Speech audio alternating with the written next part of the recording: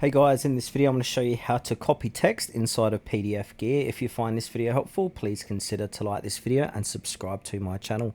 In saying that, let's just jump straight into the video.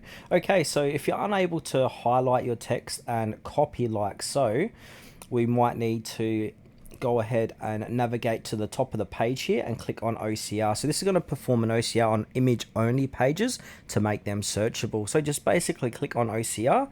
Then from here we need to select the range. So go ahead and select all ranges, or if there's selected pages, go ahead and put in select the pages. Language recognition, I'm going to choose English and then click apply. And now it's going to ask you to save it. So I'm just going to save it in my download section.